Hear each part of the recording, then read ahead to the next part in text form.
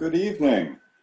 I am Bill Watson Canning, the President of University Consultants of America. I am here to introduce Bob LeVine, the founder and CEO of University Consultants of America.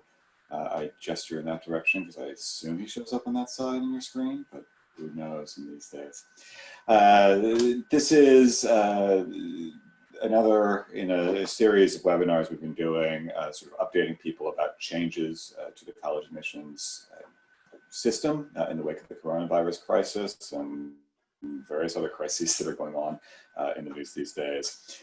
Is information that we want to make sort of freely available to everyone. I know we have many families that use our services here, so welcome. But we also have many who do not, and welcome to all of you as well. We do like to make this information free to everyone. For those who are not aware, we are presenting a tutorial on how to do the personal statement for the Common Application. That the next Wednesday, all the days went together a bit, at 6 p.m. We'll have information if you're not signed up for that on how to register in the follow-up email here to today's webinar, which will go out tomorrow along with the recording of this webinar. I'm going to mute myself and hide my screen. Otherwise, my dogs are sure to shout while Bob is talking. But I'll be monitoring the question and answer area. So if you do have any questions, go ahead and type those in, and I'll pop back in at the end with questions that might be of interest to the larger group. So without further ado, Mr. LeVine. Thank you, Mr. Watson Canning. Hello, everybody, and welcome to yet another COVID update. It does appear that things are starting to become more certain. Medically, we want everybody to stay safe. We want everybody to stay sane. Health is paramount. What we're going to tell you is based upon where we are in the U.S. today, and it may change tomorrow. Today, it appears that colleges are treating the pandemic as if we are on the other side of it. There may be some adjustments if we do have some spikes. In fact, many of the schools have contingency plans just in case. So for the class of 2020 that is about to enter their college career in the fall, it does appear that most of those campuses will be open. There are a few exceptions to that rule. The state university system in the state of California, which is not the university system. This is not UCLA, UC Berkeley, UC San Diego, but it's the 23 state universities announced a month or so ago that they will be closed for the fall.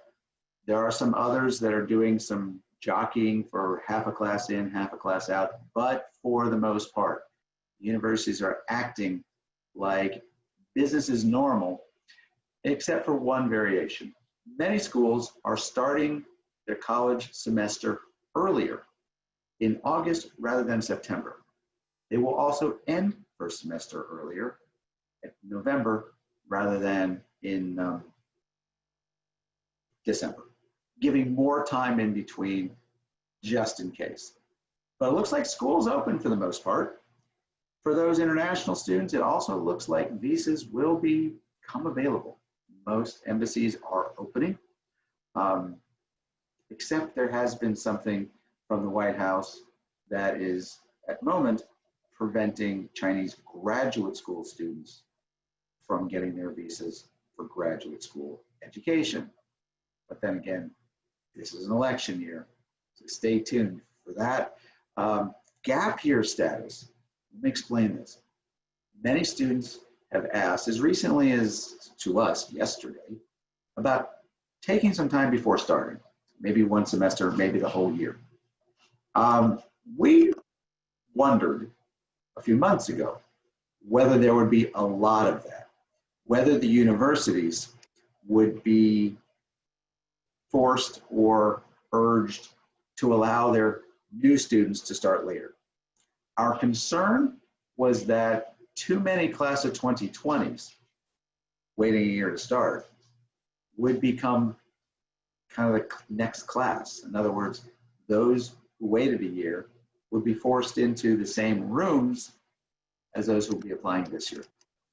That could make it more difficult, but we really haven't seen that. We work with hundreds of students in each class every year.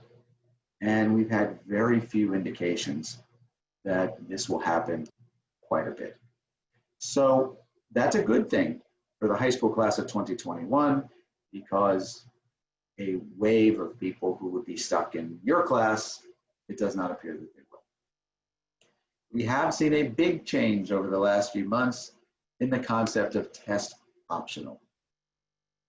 Most schools, and when the season starts, probably pretty close to all schools, have a new policy that SAT or ACT or subject tests will not be required. There's a lot of reasons for that. Some of them are because of cancellations of the tests. SAT was canceled not only in May and June in the US, but also in March around the world. And in response, SAT delayed everything to August, but now there's an August test, September test, an October test, a November test, at least in the US, and a December test. That's a lot more tests than they ever had before, and SAT College Board has basically said, look, we're going to make it available. But the colleges have said, you don't need to. We'll evaluate you without it if this is not something that is possible for you. But please understand that test optional is not the same as test blind. The applications will still have a place for you to put in test scores. And if you choose not to, okay, but you're missing an opportunity. The entire application is a chance for you to impress a school. And if you don't take the opportunity to impress a school, then you're not impressing them. If you don't show them a test, then they're going to focus more on your grades. And maybe that's fine. And they will focus more on your extracurriculars, and they will focus more on your essays. But if you can get a great score, you should try to get a great score, because that definitely impresses them. So, although you are seeing most universities going test optional, our recommendation is to continue with the same strategy we've always had. Get the best possible test scores, give them the best possible overall presentation. It is true that once in a while a student does better by not reporting his or her tests. Last year we had a girl who went test optional and got amazing results that far exceeded our expectations because of how strong she was in class and in her extracurricular activities. But just because it is test optional does not mean it's a benefit for you. It does not mean it's a negative for you. But our position is this: if you have a chance to impress them, do so. Remember, there are plenty of ACT tests, and they didn't cancel all of those. But there is August, September, October, November, and December. So take that under advisement. Stay the course. Strategies really haven't changed either. But there is an opportunity amidst the pandemic challenge. And this comes in a strategy that has been more and more important over the last few years. It's something called demonstrating interest. And if you're one of our students, you have read the newsletters and understood our directions about how to reach out to certain schools. Demonstrating interest means this: you're literally letting them know how important they are to you. Not every school wants this. Harvard doesn't care. Washington University in St. Louis does care. Franklin and Marshall totally cares. You see, as competitive as it is for you, it is competitive for the schools as well.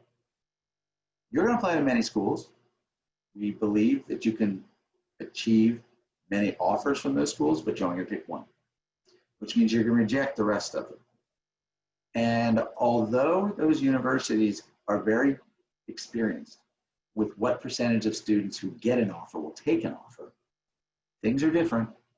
With coronavirus, they worry that students who got an offer for 2020 won't come because of visa problems, or won't come because of health concerns, they don't want to travel, or won't come because their parents' economic resources are depressed because of the economic changes of the pandemic. They're really very worried. And this year we saw students simply call the admissions office and get double the scholarships that they were offered originally, because the schools need students, and so they want to attract students. It is usually in April and May when the universities travel around the country and the world to try to find more good applicants. They couldn't even go to their offices. They're kind of a mess. So the outreach to try to get more applicants, to try to get better applicants, has been subdued. It's been very difficult. And they're not back in their offices yet, which means you can't visit the campus. That's not a strategy you can use, but you can still contact them.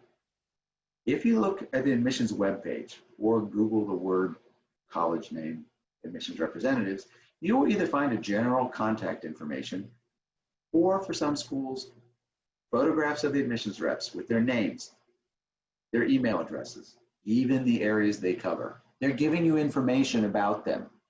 Why do you think they're doing it? They want you to contact them. And yet, because of our changed mentality, their offices are closed. We're in a quarantine. It's really not happening. Not as much as it could. So instead of worrying so much about, should I be taking the test?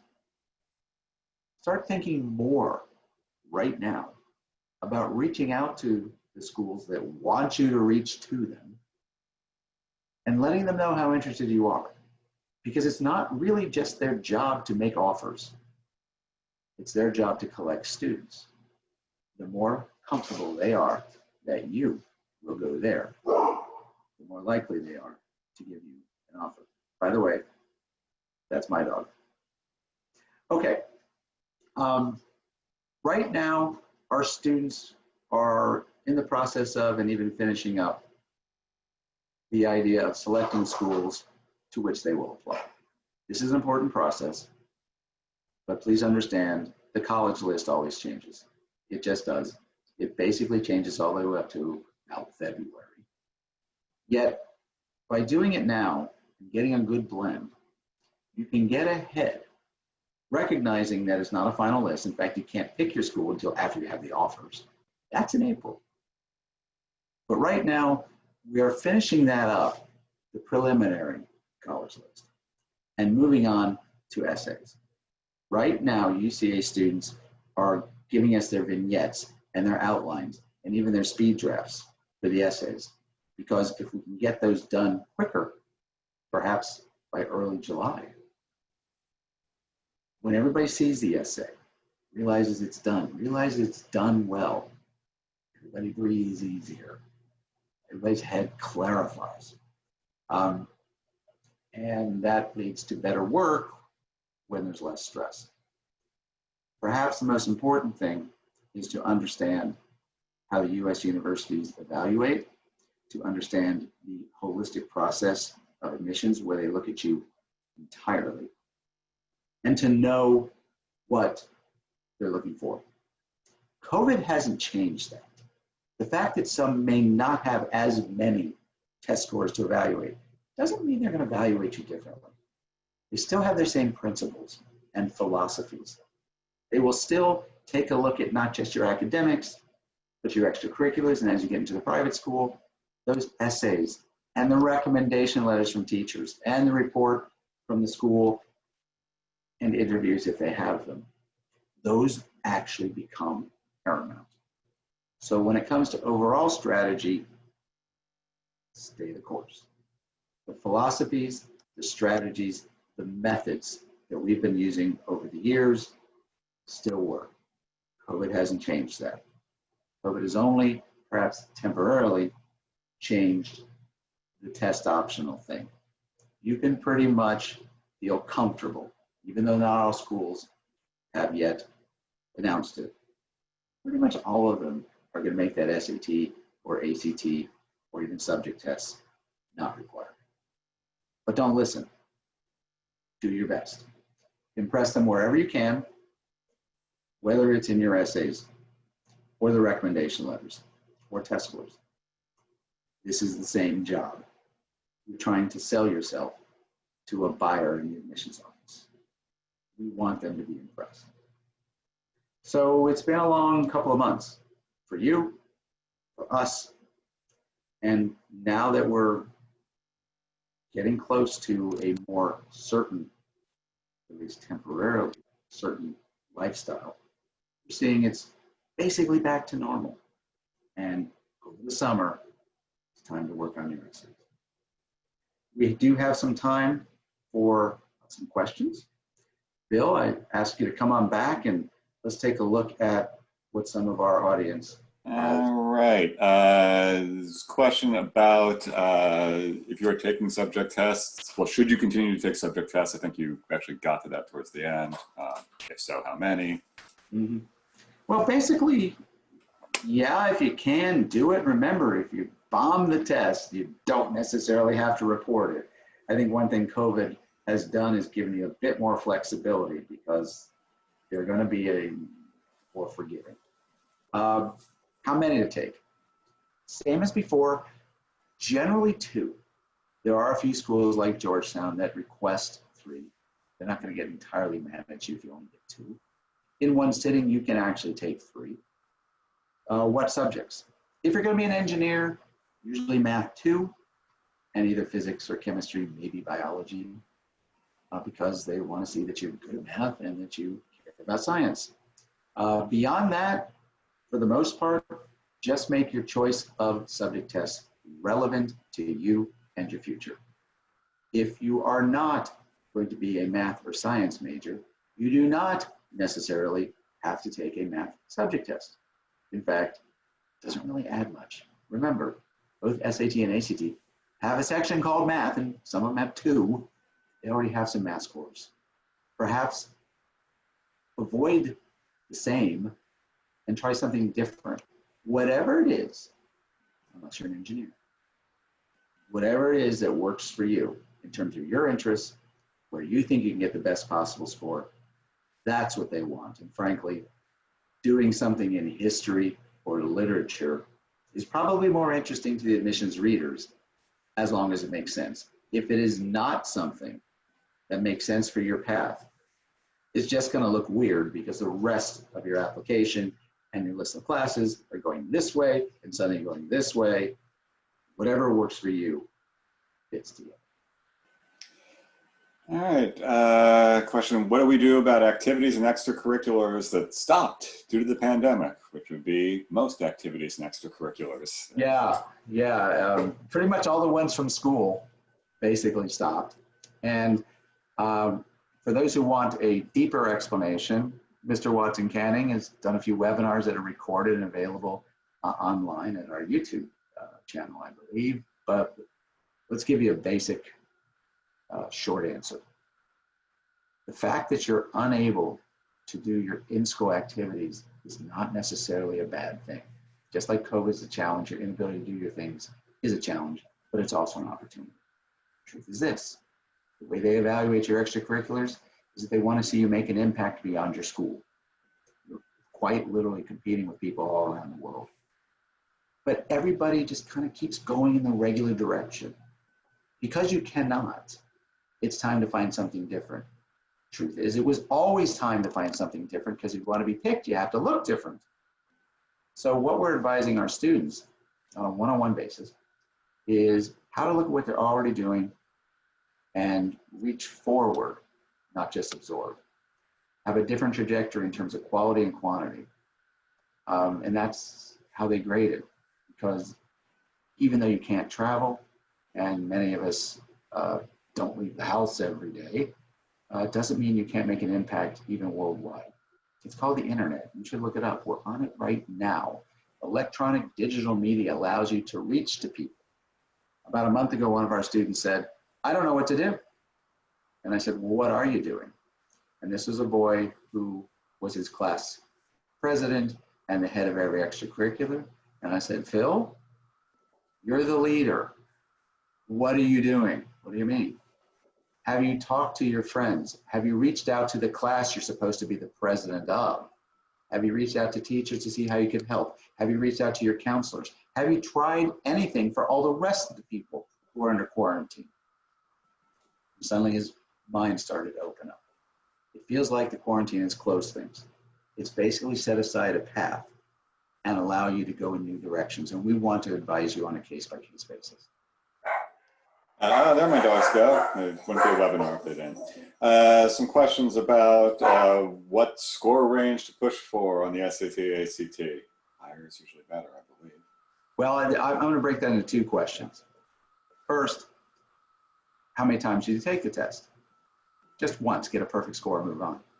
Don't plan for failure. How high should you get? A perfect score, but to rephrase the question, at what level are we reasonably comfortable that no school in America is going to reject you because of your test scores? No school, not at Harvard, not at Princeton, not at MIT or Stanford. Basically, on an SAT, 1,500 with both tests above 700, subject tests above 700. That will put you in the range of everybody. It will not get you in, it will not keep you out.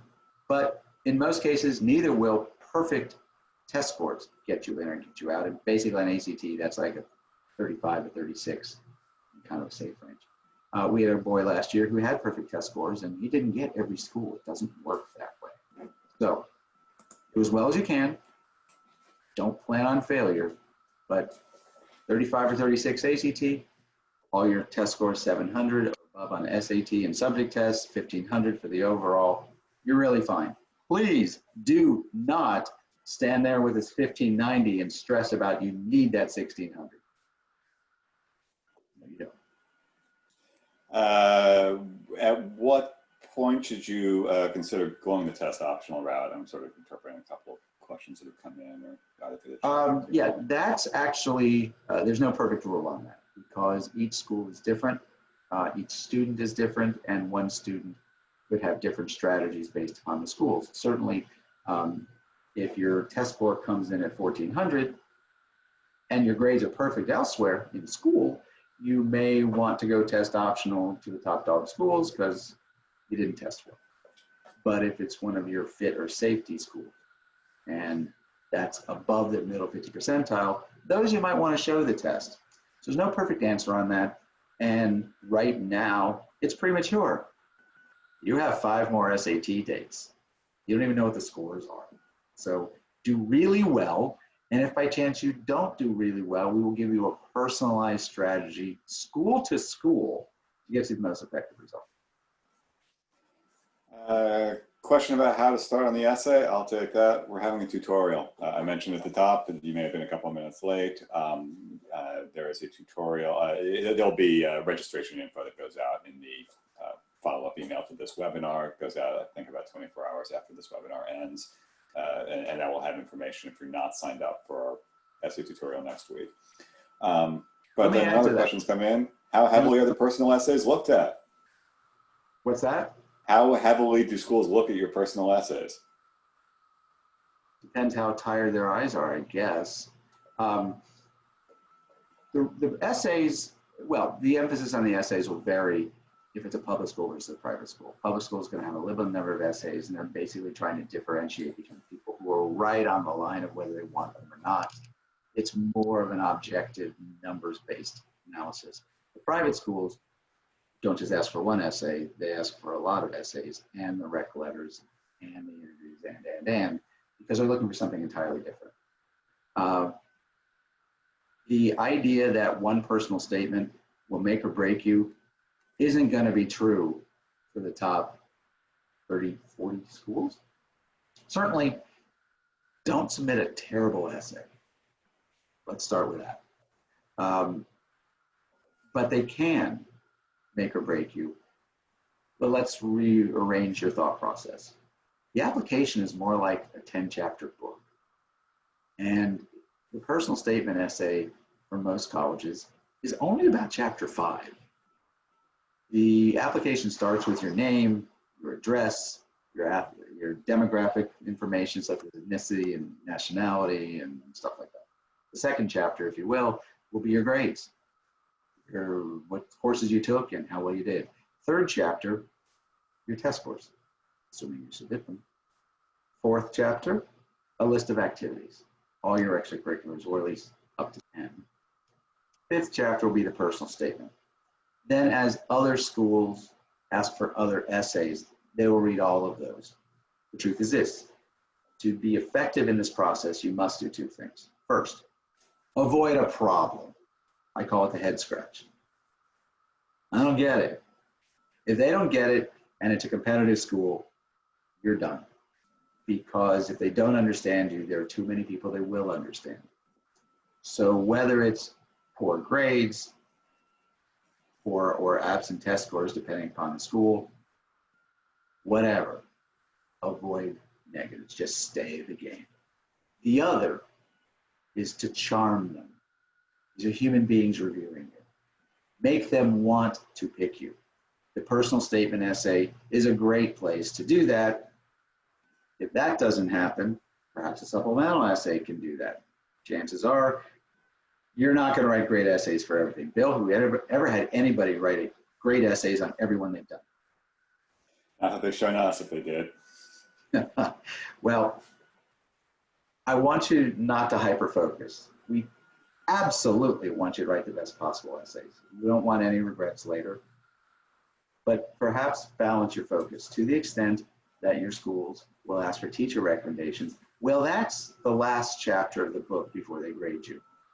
And just like certain TV shows have a terrible final season and nobody cares about them ever again, I don't want your recommendation letters to be totally flat, because if the rest of it's great and then it goes flat, so are your chances. When's a good time to start applying if you're going to be in 12th grade in the fall? Well, the applications open up at different times. There are a few schools that allow you to apply as early as now. I believe Wake Forest is one of those. Most schools will open applications August 1st.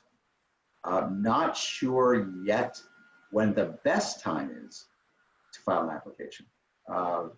Generally, the first day is not the best time. In fact, you may not be able to. Many schools will not have included their supplements into the Common App or Coalition App because their offices are closed and they don't know what they're doing with their own applications. So you might have to wait a couple of weeks just to get the right prompts for your essays.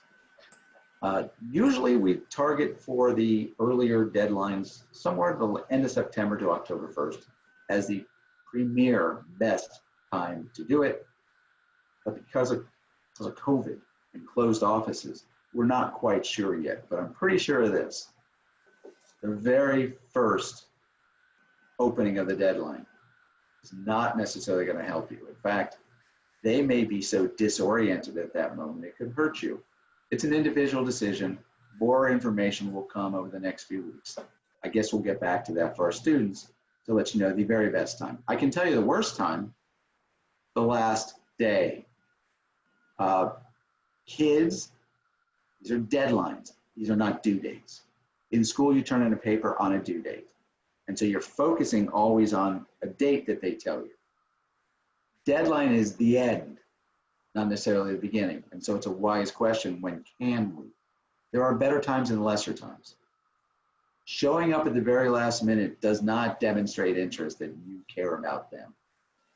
It basically makes you look like a procrastinator. And you're going to look bad and they're going to be tired. So again, it's case by case, different strategy for each student in each school, and unfortunately, no good answer yet because things are still in flux. How do schools account for an overall GPA that might not be all that strong, but the grades have gotten better over the course of high school? The way they look at it is they weight freshman, sophomore, junior, and perhaps senior year grades differently. Freshman year grades are going to get less importance than junior year grades. Typically, grade 11 is the year that is most weighted, but of course, for this year's rising senior class, grade 11 could be weird with completion or pass-fail or no good AP scores or what have you. So if you're starting low but improving, that's a wonderful trend. And in fact, that's a very kind of American attitude of I had a challenge and I overcame it. If you need more of that trend because you were doing great and COVID stole your opportunity to get perfect scores for second semester of grade 11, you might consider applying a little later so that their review of your application is somewhere close in time to when those midterm grades come out, and that could be an advantage to you. But it depends on student to student. Generally, ninth grade not as important as 10th, as 11th. An upward trend is a really good thing. How many schools should you apply to? We always say 10 plus or minus. It depends on how much work there is. Some schools, once you finish your personal statement, have nothing. Some schools don't even require a personal statement. Stanford has 12 essays. So if you're doing a lot of those complicated ones, which include a Stanford, a Yale, Princeton's isn't the easiest one. Wake Forest is maniacal. Rice is a little. Some of those harder ones you just need to focus on. And so it takes more time, more effort, some of the easier ones. So it's 10 plus or minus. We do have people who want to apply to over 20. Now the Common App will allow you to go up to 20 in the Common Application itself. We strongly don't recommend that. It is statistically true that your chances go up, the more schools you'll apply to. Unfortunately, those are the chances of being rejected. You got to put your best work out there. You're going to get tired. You're going to get distracted. So 10 plus or minus, if you have a whole bunch that don't require any extra work, click submit, click submit, click submit. Clearly I'm old school because it would be click submit. All right, I think we have covered questions. I guess we can sort of see if anybody types in anything at the last second, but this webinar is recorded. It has been recorded. We will be posting it to our YouTube channel and linking to that in the follow-up email as well tomorrow. I don't know about you, but I think my dogs are probably hungry. So yeah, and for those who want more information about us, you found us so far, but info@universitycoa.com. We can answer some questions and tell you more about what we do. For those of you who work with us already, be sure to stay on track with your work. It will make your life much better. Well, Bill, thank you so much for moderating today. For those who are interested, the essay webinar is next Wednesday, 6 o'clock Eastern Daylight Time. And we hope to see you then, if not before. Thank you so much. Have a wonderful evening. Bye-bye.